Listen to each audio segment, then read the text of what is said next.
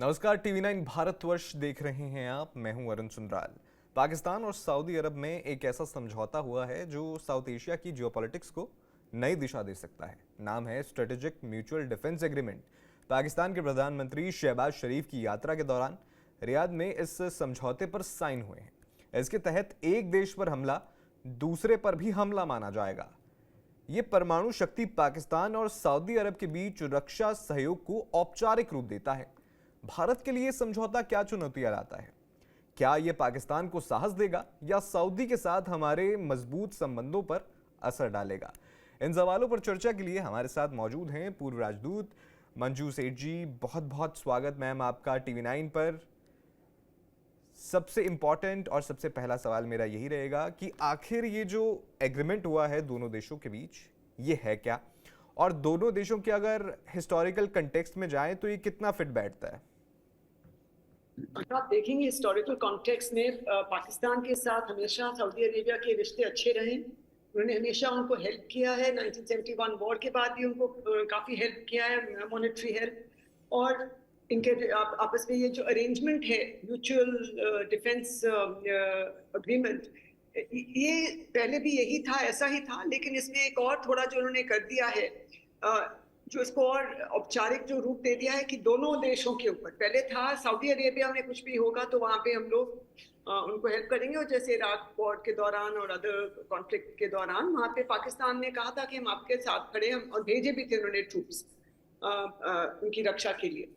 लेकिन और साथ में वहाँ पे काफ़ी ट्रूप्स स्टेशन भी हैं ऑलरेडी सऊदी जी। अरेबिया में, पाकिस्तान में, उनके सुरक्षा प्रोवाइड करने के लिए। और डिफेंस कोलैबोरेशन है उनकी काफ़ी सालों से चल रही है। उनके आपस में इक्विपमेंट भी सप्लाई होता है, जो ज़रूरत होती है उनके वहाँ पे, लोग भी वहाँ पे स्टेशन है। और अगर हम देखें जो भी रिसेंट मीटिंग हुई है इस्लामिक कंट्रीज की, अरब दोहा में। जी। नेशंस की, तो हमें, तो इसमें पाकिस्तान भी वहाँ था मौजूद। और ये सब एक उन्होंने इस्लामिक नेटो की बात भी की जा रही थी, इनडायरेक्टली नॉट डायरेक्टली, बट कि हम सब इकट्ठा मिलके, आई थिंक उसके तहत एक और स्टेप है कि आपस में भी एक अपने जो ताल्लुकात हैं, डिफेंस ताल्लुकात हैं, उसको और बढ़ाएंगे।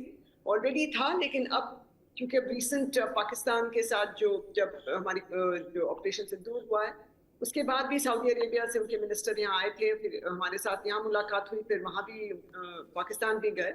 और उन्होंने उसके बाद जब सीज फायर हुआ है, तो मुझे लग रहा है कि सऊदी अरेबिया को लगता है कि दोनों देशों के साथ वो अच्छे रिश्ते रखना चाहते हैं, जी। क्योंकि हमारे साथ डिफेंस कोऑपरेशन का एक अग्रीमेंट है।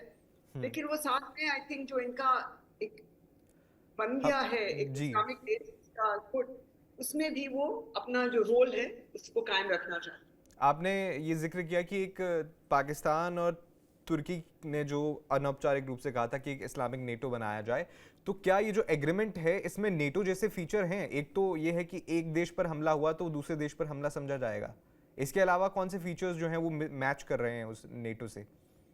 और तो एक यही है कि इकट्ठा होके अगर कोई थ्रेटन करेगा तो इकट्ठा भी हो सकते हैं। लेकिन जो इस्लामिक नेटो बना है, आई मीन नॉट बना, जो का बात हो जी। रही है, it's not really there, it's not on the same lines. और सारे देशों जो आप देखेंगे खाड़ी के देशों में जितने मुल्क हैं, उनके इतना स्ट्रॉन्ग कोई डिफेंस अपना कैपेबिलिटी आई थिंक ईरान के पास है और एक दो तुर्की के पास है, पर और कंट्रीज के पास इतना उन्होंने कभी किया ही नहीं। क्योंकि जी। अगर आप देखेंगे चीन भी उनके साथ, उनको हेल्प करने के लिए उनके अग्रीमेंट्स है डिफरेंट कंट्रीज के साथ, और यूएस के तो है ही, तो जी। चीन है। तो ये एक अलग अलग जो वहाँ देश हैं पीछे भी, जो तीनों मतलब बिग कंट्रीज और इंडिया के भी हैं, उनके साथ जैसे मैंने कहा सऊदी के साथ डिफेंस एग्रीमेंट है। और अभी हाल ही में लास्ट ईयर एक जॉइंट एक्सरसाइज हुई थी राजस्थान में जी। उनके साथ। देखिए हम देख रहे हैं अलग अलग अंडर करंट्स भी हैं, अलग अलग कोलैबोरेशन एग्रीमेंट्स भी हैं। तो ये बहुत एक स्ट्रेट फॉरवर्ड नहीं है। और नेटो के साथ जो उनका बता रहे हैं जो सिमिलैरिटीज हैं, वो है कि वो कोशिश कर रहे हैं उस टाइप का बनाने का कुछ जी। एक स्ट्रक्चर। एक सवाल यहाँ पे ये भी बन जाता है कि आपने यूएस के डिफेंस कोऑपरेशन की भी बात की जो सऊदी के साथ हैं, चाहे वो हथियार सप्लाई करना है या फिर एक अनौपचारिक तरीके से सुरक्षा प्रदान करने वाली बात है।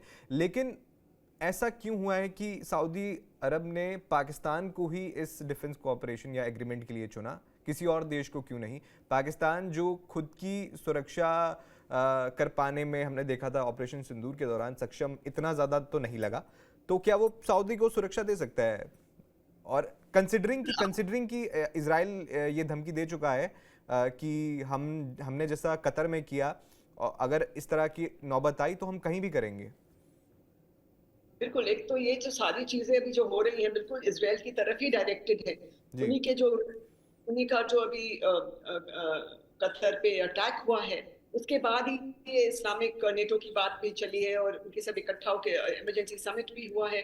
क्योंकि आई थिंक जो इनका और जो बात बहुत सालों से हम सुन रहे हैं इस्लामिक उमा की एक, तो उसमें भी सब अपना कोशिश कर रहे हैं कि हमारा जो वर्चस्व है वो बढ़े। जी पाकिस्तान भी चाहता है, तुर्की भी चाहता है, सऊदी अरेबिया भी चाहता है। तो सारे इसमें भी वो अपना इसलिए अपना अपना सब देख रहे हैं कि हाउ कैन हम और इसमें कैसे इसको अपने आप को कैसे और स्ट्रॉन्ग कर सकते हैं, और इस उमा को भी जो वो बात कर रहे हैं उसको कैसे बना सकते हैं, ताकि इजराइल के साथ के आपस में इनके ईरान और इनके भी डिफरेंसेस हैं, लेकिन साथ में जब इसका इस टाइप का एक अटैक हो चुका है, ईरान के ऊपर भी हो गया और सऊदी पे भी, सॉरी कतर पे भी हो गया, तो सऊदी अरेबिया जो हमेशा चाहता है कि हम इसमें फर्स्ट एक मोस्ट इम्पोर्टेंट नेशन रहे हैं इस्लामिक उमा में, या इस्लामिक जो हमारी कोलैबोरेशन है उसमें तुर्की भी चाहता है, पाकिस्तान के भी ने एक दफा मंशा अपनी जताई है। तो सारे कंट्रीज अपना चाहते हैं कि हमारा इसमें कोई बोलबाला रहे। लेकिन हाँ, क्योंकि इजराइल के अगेंस्ट सारे ही हैं, तो एक जी मेन उनके अगेंस्ट ही वो करना चाह रहे हैं। और यूएस का जो इसमें यूएस का जो ऑलरेडी कोलैबोरेशन है, यूएस हैड सेड हम मेन सिक्योरिटी प्रोवाइडर रहेंगे। तो अब ये जो इजराइल के साथ खड़े हो गए हैं, तो सब इन देशों में एक थोड़ा सा माइंड में आ गया है कि थोड़ी सी ऐसे कि उनको लग रहा है कि how much can we trust the US. तो यस हमको अपने आप का भी अपने आप को स्ट्रेंथन करना होगा, बिल्कुल। स्पेशली इजराइल को लेकर। ये सवाल इसलिए भी बन जाता है क्योंकि कतर के साथ भी यूएस के अच्छे संबंध रहे हैं डिफेंस के। अगर मैं बात करूं तो उसमें भी वो सुरक्षा उसकी करने में नाकाम रहा और सीधा जो है एक और साझेदार उसने उस पर हमला कर दिया। इसके अलावा ये जो समझौता हुआ है, ये जो ऑपरेशन सिंदूर है या जो भारत और पाकिस्तान के बीच सैन्य संघर्ष हुआ उसके कुछ ही महीनों बाद हुआ है, तो ये भारत के लिए कितनी चिंता की बात है? भारत इस समझौते से क्या समझ सकता है? क्योंकि एमईए का बयान आया, उन्होंने बोला कि हमें पता था कि ऐसा होगा, हम इसके असर को जो है उसका अध्ययन कर रहे हैं। तो आपको क्या लगता है कि कितनी चिंता की बात है भारत के लिए?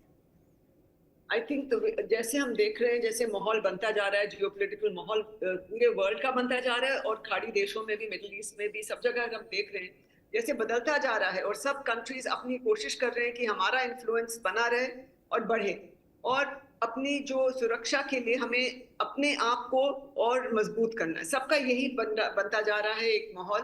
और जो जैसे मैंने पहले भी कहा, सऊदी और इंडिया का भी एक डिफेंस कोऑपरेशन है, जी और साथ में उन्होंने पाकिस्तान के साथ भी कर लिया है।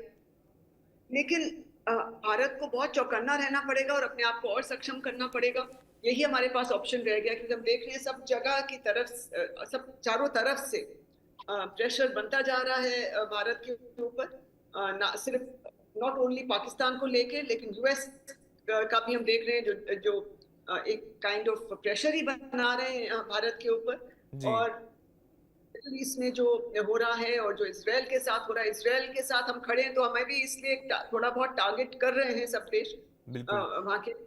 लेकिन आप इसको ऐसे देखते हैं कि जो यूएन में वोटिंग हुई थी, इसमें पहले तो भारत जो है एब्सटेन करता था पैलेस्टीन के मुद्दे पर, पिछले कुछ सालों में देखा था हमने, लेकिन भारत ने जो है टू स्टेट सॉल्यूशन के पक्ष में जो है वोट कर दिया। ये शिफ्ट इसी की वजह से देख रहे हैं हम, जो प्रेशर पॉलिटिक्स हो रही है? तो सब जगह जो बदलाव आ रहा है पूरे वर्ल्ड में, पूरे इस वक्त हमारे नेबरहुड में सब जगह हम देख रहे हैं जो शिफ्ट्स हो रहे हैं, जियो इकोनॉमिक जियोपॉलिटिकल शिफ्ट्स।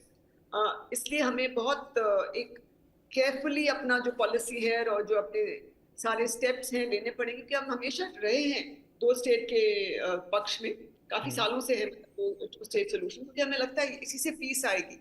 जी लेकिन पॉसिबल है कि नहीं, क्योंकि दो टू स्टेट पे जो है ना वो मानते हैं, ना इजराइल मानता है, ना पैलेस्टीनियंस मानते हैं, क्योंकि बिल्कुल। बीच में काफी इस पे एक प्रोग्रेस भी हुई थी और काफी बातचीत आगे चली थी, लेकिन आई थिंक एग्जैक्ट रीजन का क्या किस वजह से हुआ, लेकिन वो आगे प्रोग्रेस हुआ ही नहीं।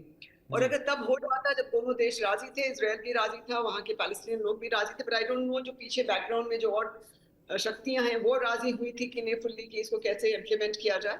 जी अगर वो उस वक्त हो जाता कुछ साल पहले तो उम्मीद थी कि हो जाएगा, लेकिन अब बहुत मुश्किल लग रहा है क्योंकि इसराइल का की जो स्टेटेड पॉलिसी है कि हम गाजा को खाली करना चाहते हैं, उसके जी बाद हम देखेंगे कि क्या करना है। और यूएस भी बीच में उनके साथ खड़ा रहता है कि हाँ गाजा को आप आप फुल्ली वहां से हमास को निकालना है। तो ये डिफरेंट कॉन्फ्लिक्टिंग जो अप्रोच है और जो डबल स्टैंडर्ड नहीं कहना चाहिए बट डबल स्पीक तो जरूर है हर एक देश के इन मुद्दों पे। तो मुश्किल सिचुएशन है आगे, कॉम्प्लेक्स सिचुएशन, और बिल्कुल इंडिया को बहुत चौकन्ना रहना पड़ेगा। ये डायरेक्टली जी इंडिया के साथ के अगेंस्ट नहीं है, बट हमारे बिल्कुल इम्पैक्ट करेगा क्योंकि पाकिस्तान हमारे नेबरहुड में है और हम देख ही रहे हैं हमारे जो रिश्ते हैं। और ऊपर से बढ़िया, ये सब बहुत जी जी जी कंप्लीट कीजिए। बहुत मुश्किल है कि इसको और बिल्कुल एक वापस एक अच्छे लेवल पे लाया जाए, लेकिन मुझे लग रहा है कि शायद we might have to find a solution to that also कि हमारे जो नेबरहुड में कंट्रीज हैं उनके साथ हम देख रहे हैं चारों तरफ से थोड़ी अस्थिरता है। और अब पाकिस्तान को लग रहा है उनके साथ यूएस खड़ा है और सब देश खड़े हैं, तो उनको लग रहा है कि हम एक पावरफुल पोजीशन में हैं, एक प्लस इंडिया के, और इंडिया को वो नीचे दिखा रहे हैं, नीचा करने की कोशिश कर रहे जी हैं। तो आई थिंक ये सब और हालिया चीजें घटनाक्रम जिस तरह से हुए हैं और चाहे वो यूएस में जो पाकिस्तान के जनरल हैं जो हाल ही में फील्ड मार्शल बनाए गए वो जाते हैं और यूएस में जाके पूरी दुनिया को ही धमकी दे देते हैं परमाणु, और इसके अलावा ये जो अभी एग्रीमेंट हुआ है, क्या आपको लगता है कि इस तरह के कदम पाकिस्तान को भारत के खिलाफ ज़्यादा आक्रामक रुख अपनाने का जो है वो साहस देते हैं? आपका आंकलन क्या है इस पे? बिल्कुल उनको हम देख ही रहे हैं, आपका बॉडी लैंग्वेज देख लीजिए, आज जो फोटोग्राफ्स आई हैं सऊदी अरेबिया से, उनके जो मीटिंग हुई है और जी जो उससे यूएस के साथ जो मीटिंग्स हुई हैं यूएस प्रेसिडेंट के साथ, आप बॉडी लैंग्वेज देखिए बदला हुआ है। जब एससीओ समिट में थोड़ा सा डिफरेंट था, उसके बाद जो घटनाक्रम जैसे आपने कहा अनफोल्ड हुई है, हम देख रहे हैं कि पाकिस्तान को एक नया मुझे लग रहा है एक नया उनको लग रहा है कि हमारी स्ट्रेंथ वापस आ गई है, हमारी इंपॉर्टेंस वापस आ गई है, जो काफी सालों से बैकफुट पे थे।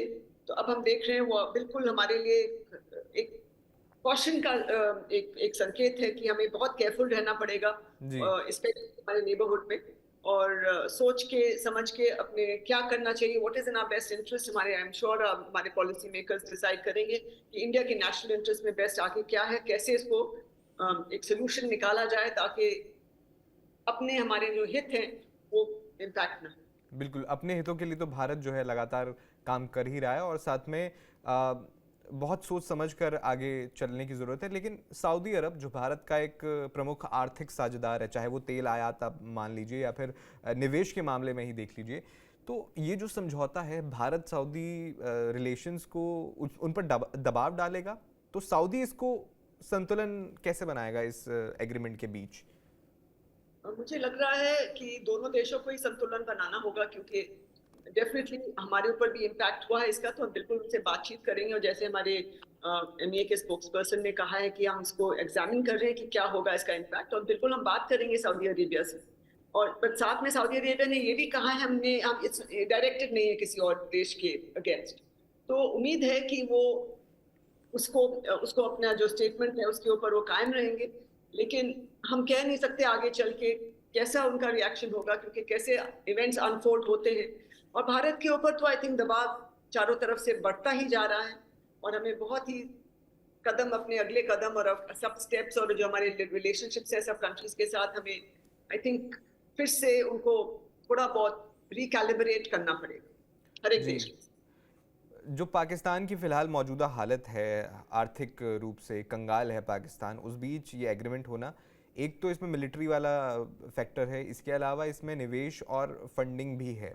तो इस मौजूदा हालात में क्या ये पाकिस्तान को एक इमीडिएट रिलीफ की तरह है, ये जो एग्रीमेंट है ये इमीडिएट रिलीफ देगा? और मिलिट्री वाले एंगल पर कि हम पर हमला हुआ तो दोनों देशों पर ये हमला है, वो सिंबॉलिक है या वो व्यवहारिक है? ये दो मेरे सवाल इसमें रहेंगे। बिल्कुल, उनको इतनी एड मिल गई, उनको और क्या चाहिए? वो तो चाहते हैं कि हमारे निवेश आए और हमें एड मिले, क्योंकि उनकी इकोनॉमी तो आपको पता ही है कि कैसा it is not in a very good state जी इकोनॉमी, और वो उसमें से निकल नहीं पा रही क्योंकि उनकी पॉलिसीज ही मुझे लग रहा है एक टेरर सपोर्ट के लिए, क्योंकि चीन ने भी बहुत कोशिश की कि उनकी उनको जो उनका BRI है और सिपेक वगैरह है, चीन ने भी कोशिश किया, लेकिन वो भी आगे बड़ी तेजी से जो बढ़ना चाहते थे नहीं बढ़ पा रहे, क्योंकि पाकिस्तान सरकार है वो उनकी जो फंक्शनिंग है, मुझे लग रहा है अप्रोच जो है अ, निराली है जिसे कहते हैं। वो अपने लोगों के लिए इतना कुछ, मेरे को लगता है, मुझे लगता है कि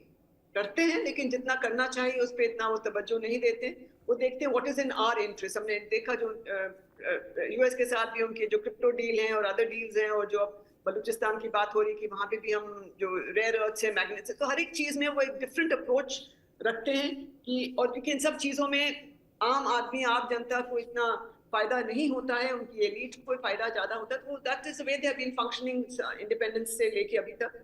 तो वो तो बदलने वाले नहीं है मुझे लग रहा है, और जी उनको ये मिल गया तो बहुत अच्छा है उनके लिए। वो तो कहते हैं हमें और एड आए, और ताकि हमारी जो, और IMF और वगैरह भी सब जगह उनको वो मिल गया है, US ने उनको कह दिया, सपोर्ट कर दिया कि हाँ हम आपके साथ खड़े, क्योंकि अब US को लग रहा है कि पाकिस्तान को इस्तेमाल कर सकते हैं, पाकिस्तान उनके अब उनके जो हित हैं उसमें एडवांस करने में वो एक फायदेमंद एक कंट्री है, तो वो उनको, इसलिए हम देख रहे हैं कितना सपोर्ट मिल रहा है।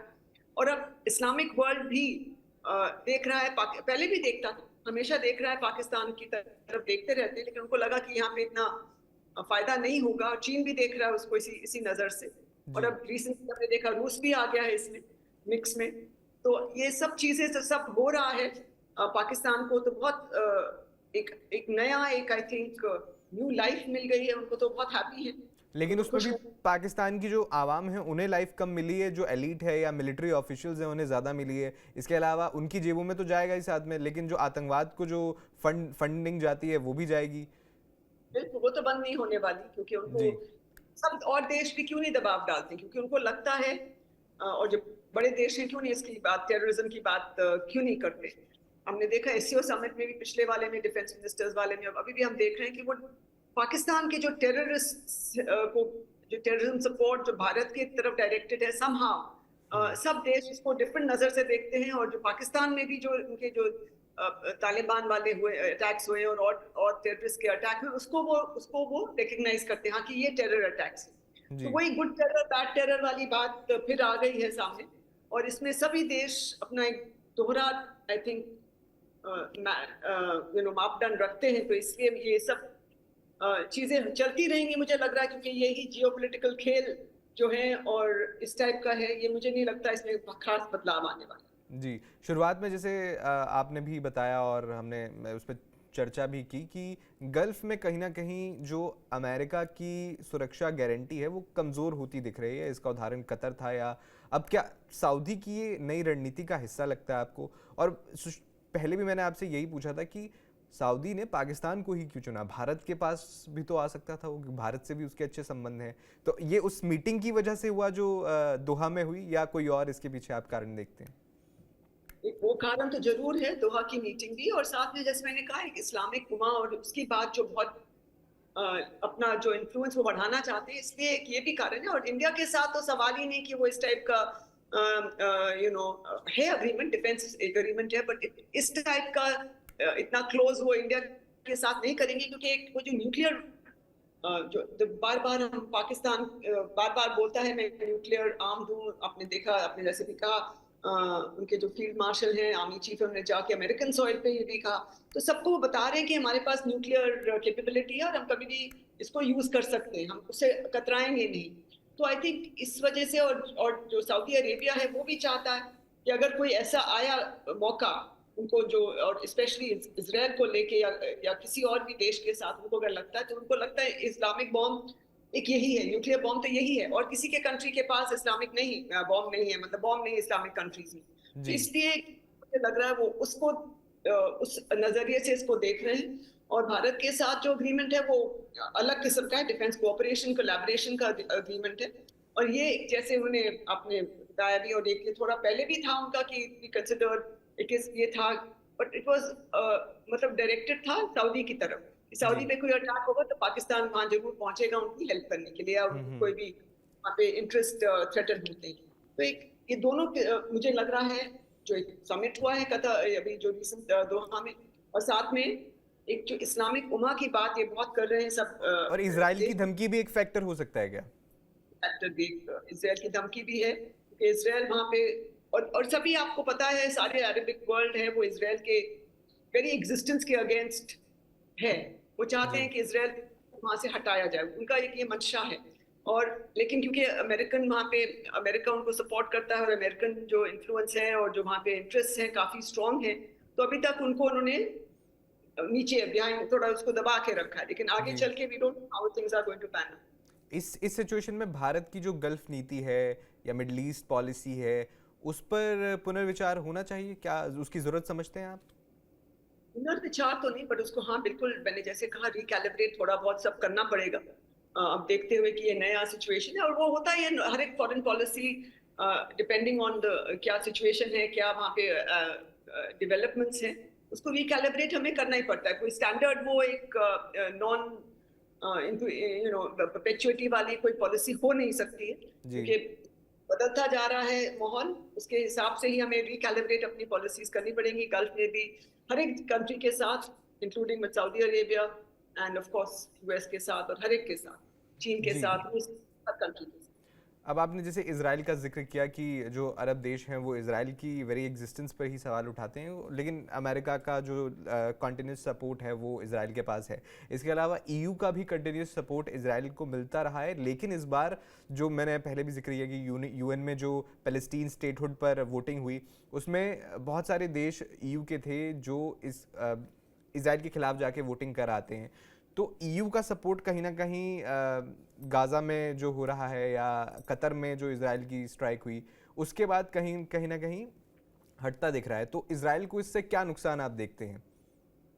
बिल्कुल हम देख रहे हैं कि ईयू अभी तक खड़ा था उनके साथ और काफी सपोर्ट दे रहा है उनको अभी भी, लेकिन क्योंकि ये पैलेस्टीनियंस और जो इतने जो लोग मरे हैं, इनोसेंट्स मरे हैं, आई थिंक ये सब जगह जो लोकल कॉन्स्टिट्यूंसीज हैं यूरोपियन देशों में, उन्होंने काफी प्रेशर डाला है कि ये बंद करिए। ये जो ह्यूमन राइट्स और ह्यूमैनिटेरियन क्राइसिस है, और जो उसको हम जेनोसाइड भी बहुत सो लोग कह रहे हैं कि ये जेनोसाइड चल रहा है वहाँ पे, तो इनोसेंट लोगों को जो मारा जा रहा है उससे सब लोग वहाँ की जो लोकल पॉपुलेशन है यूरोप में वो काफी परेशान है, और वो प्रेशर डाल रहे हैं अपनी अपनी अपनी गवर्नमेंट्स पे कि आप इसके ऊपर कुछ यूज करिए अपना जो जो भी आपका इन्फ्लुएंस है इसको बंद कराने के लिए। और इसीलिए मुझे लग रहा है बहुत फ्रांस ने भी ये स्टेटमेंट दिया और कंट्रीज ने भी स्टेटमेंट दिया कि हम पैलेस्टीनियन स्टेट को रिकग्नाइज करेंगे जब भी इस्टेब्लिश होगा, हम उनको चाहते हैं कि इस्टेब्लिश। तो आई थिंक ये सब क्रॉस प्लेइंग चल रहा है वर्ल्ड में, और ये शिफ्ट्स हो रहे हैं। तो हर एक देश और ईयू का भी हम देख रहे हैं एक थोड़ा सा बदलाव आ गया उनकी पॉलिसी में। आगे चल के जैसे मैंने कहा हर एक कंट्री को रिकैलिब्रेट करना पड़ता है depending on the domestic constituency and बाहर की कॉन्स्टिट्यूएंसी जो भी जिसके साथ वो अच्छे रिलेशनशिप्स बनाना चाहते हैं, रखना चाहते हैं, सब चीज़ें इसको इम्पैक्ट करती हैं। अच्छा, इसमें एक सवाल बड़ा ज़रूरी हो जाता है कि जिस तरह ऑपरेशन सिंदूर हुआ और पाकिस्तान ने जिस तरह से हिमाकत की और भारत ने जो जवाब दिया उनके एयर बेसेस तबाह करके, अगर इस एग्रीमेंट के बाद इस तरह की सिचुएशन दोबारा आती है तो क्या सिचुएशन में चेंज आप देखते हैं कि क्या चेंजेस हो सकते हैं सिचुएशन में? तो इससे इतना मुझे नहीं लग रहा है कि कोई भी मेजर चेंज आएगा, क्योंकि as I said defence capabilities पूरे गल्फ एरिया में या सऊदी में इतने ज्यादा नहीं है उनके अपने। तो मुझे नहीं लग रहा ज्यादा चेंज आएगा। हाँ, लेकिन अगर हमने ऐसा ऐसा कुछ फिर से कोई कॉन्फ्लिक्ट होता है और एक अटैक होता है, तो हाँ जो इस्लामिक वर्ल्ड है वो डेफिनेटली आई थिंक इस दफा इतने ज्यादा नहीं बोले इंडिया के अगेंस्ट, बट हो सकता है ये सब कंट्रीज एटलीस्ट बोलेंगे जरूर अपना। लेकिन वो जो अपना क्योंकि उनकी डिफेंस कैपेबिलिटी इतनी है नहीं, लेकिन हाँ वो जी। आर्थिक वो सहायता कर सकते हैं, जी। which is highly so हमें बहुत ज्यादा आई थिंक फूक फूक के कदम आगे रखने पड़ेंगे एवरी वे, हर एक चीज पे इस जी। पे भी और पॉलिसीज पे भी हर एक बहुत केयरफुली आगे जाना है। बस एक थोड़ा सा ऑफ टॉपिक जाना चाहूँगा मैं कि आपने वर्ल्ड जियोपॉलिटिक्स का जिक्र किया कि पल पल बदल रही है। जो रूस यूक्रेन जंग है उसे रुकवाने की कोशिश लगातार ट्रंप जो कर रहे हैं, और उनका कल ट्वीट आया था प्रधानमंत्री नरेंद्र मोदी के बर्थडे पे, ट्वीट नहीं पोस्ट था, ट्रूथ सोशल पे उन्होंने किया था। उसमें उन्होंने भारत का योगदान इस युद्ध को रुकवाने में उसका जिक्र किया। तो आपको क्या लगता है कि इस युद्ध में इस युद्ध को रुकवाने में भारत का कितना योगदान हो सकता है? बातचीत तो दोनों देशों से भारत ने की है, लेकिन मुझे लग रहा है उनका जो इंडिकेशन है इस तरफ है कि आप रूसी ऑयल बंद करिए, क्योंकि उन्हें बार बार बोले जा रहे हैं कि ट्रम्प के जो एडवाइजर्स हैं और सब बोल रहे हैं ये मोदी की वॉर है, और जी। मोदी ही इसको बंद कर सकता है अगर वो रूस के साथ अपने रिश्ते कम करें और इंडिया के, और उनसे ऑयल खरीदना बंद करें। हालांकि ये बिल्कुल फैक्ट्स के ऊपर बेस नहीं है, लेकिन वो बार बार यही बोल रहे हैं। अब आपने देखा ईयू को भी बोल दिया उन्होंने, चाइना और इन पे आप लगाइए 100% टैरिफ्स लगाए इंडिया पे और उस पे, और इसी किस्म की, और चीन पे भी। तो इसी किस्म की ये बातें जो हो रही हैं, आई थिंक वो उनका रेफरेंस शायद इस तरफ था कि आप हमारी बात माने और रूस के साथ आपके जो ऑयल खरीद रहे हैं, क्योंकि उसी से उनकी ये वॉर चल रही है, तो आप इस वॉर को एंड करने में एक रोल प्ले कर सकते हैं। ऐसे मुझे लग रहा है जो हम बार बार बोल रहे हैं डायलॉग और डिप्लोमेसी के थ्रू हमें होना चाहिए जी। उसको, वो तो हम कह ही रहे हैं, लेकिन मुझे लग रहा है कि उनका जो इशारा है वो इस तरफ है कि लेकिन आप जी, हेल्प कर सकते हैं अगर आप उनके साथ ऑयल का ट्रेड बंद करें 0 पर। ट्रम्प के ऑलरेडी बहुत कम हो। जी जी जी हाँ, ट्रम्प के बयान के इतर भारत का इन पीस टॉक्स में या युद्ध रुकवाने में कितना रोल आप देखते हैं? किस तरह से रोल निभा सकता है भारत? तो मुझे लग नहीं रहा कि बहुत ज्यादा रोल हम प्ले कर पाएंगे। हाँ, हमने पहले भी जैसे दोनों की तरफ जो जो मैसेजेस थे उनको हमने हमने कन्वे किया है। जब हमारे प्रधानमंत्री जी ने प्रेसिडेंट पुतिन से बात की और प्रेसिडेंट जेलेंस्की से बात की, और प्रेसिडेंट पुतिन और प्रेसिडेंट ट्रम्प की जो बातचीत हुई थी, तो सब इंडिया को इन द लूप रखा गया था पीस टॉक्स के बारे में। लेकिन डायरेक्ट रोल आई थिंक हम शायद ना प्ले करना चाहेंगे अनलेस दोनों कंट्रीज हमें कहें कि आप मीडिएट करिए और हम आप दोनों की हम बात मानेंगे, तभी मुझे लग रहा है शायद इंडिया मोर एक्टिवली इन्वॉल्व हो। अच्छा, इसी से जी एक लास्ट क्वेश्चन मेरा ये ट्रम्प के टैरिफ पर रहेगा। आपने भी जिक्र किया कि ट्रम्प ने किस तरह से, या ट्रम्प प्रशासन ने जो है ईयू को कहा कि आप भारत और चीन पर 100% लगाइए, उसके बाद हम भी इस तरह के और एक्शंस लेंगे। एक तरफ जहां ये टॉक्स चल रही हैं, जो उनका यूएस का डेलीगेशन आया हुआ था, छठे जो व्यापार डील पर भी मीटिंग पर भी बातचीत चल रही है कि वो भी जल्दी हो सकती है। एक तरफ आप मीडिएशन टॉक कर रहे हैं, दूसरी तरफ आपके सलाहकार इस तरह के बयानबाजियां कर रहे हैं भारत के खिलाफ, और ऊपर से आप दूसरे देशों को कहते हैं कि भारत और चीन पर टैरिफ लगाइए। तो दोहरे मानदंडों पर आप क्या कहेंगे? ये तो आई थिंक मैंने पहले भी कहा है कि ये दोहरे मापदंड जो हैं बहुत हमेशा रहे हैं थोड़े बहुत, लेकिन अभी बिल्कुल ऑन द फ्रंट पेज आ गए, फ्रंट पे आ गए बिल्कुल, और बड़े क्लियरली वो कोई इसमें कोई हेजिटेशन नहीं है। पहले होता था थोड़ा बहुत, हमेशा ही रहा है, ये नहीं कि नई चीज है ये। वर्ल्ड पॉलिटिक्स में और जियो पॉलिटिक्स में और आप देखेंगे इतने सालों से हमेशा रहा है। लेकिन अब जैसे जिस जो रूप इसने अब धारण किया और जैसे इतना on right in your face, not bothered कि आपको क्या सोचते हैं इसके बारे में, एक दिन एक कुछ कहेंगे, अगले दिन कुछ और कहेंगे, इस कंट्री को कुछ और कहेंगे, उस कंट्री को और कहेंगे, और जब हम कह रहे हैं कि चीन का भी वो है, उसकी कोई परवाह नहीं है, वो कहते हैं कि चीन ने नहीं, आप ही कर रहे हैं। तो इस किस्म का बहुत एक अपफ्रंट एक ओपनली बोल रहे हैं, जो डबल स्टैंडर्ड्स को डिस्प्ले कर रहे हैं। ये पहले इतना नहीं था, बट हमेशा रहा है, इसमें कोई इतना नई चीज मुझे लगता है नहीं। जी, लेकिन अब सामने आ गए। तो बहुत बहुत शुक्रिया आपका मंजू सेठ जी, हमारे साथ जुड़ने के लिए, इतने वैल्यूएबल जानकारी देने के लिए। तो आपने सुना फॉर्मर डिप्लोमेट मंजू सेठ जी ने किस तरह से जो पाकिस्तान और सऊदी अरब में एग्रीमेंट हुआ है उसको उसके बारे में बताया कि किस तरह से भारत पर इसका इम्पैक्ट होगा और भारत की संभावित कदम आगे क्या हो सकते हैं। आपका इस पर क्या विचार है, हमें कमेंट बॉक्स में ज़रूर बताइए, और इसी तरह की और खबरें देखते रहिए TV9 भारतवर्ष पर।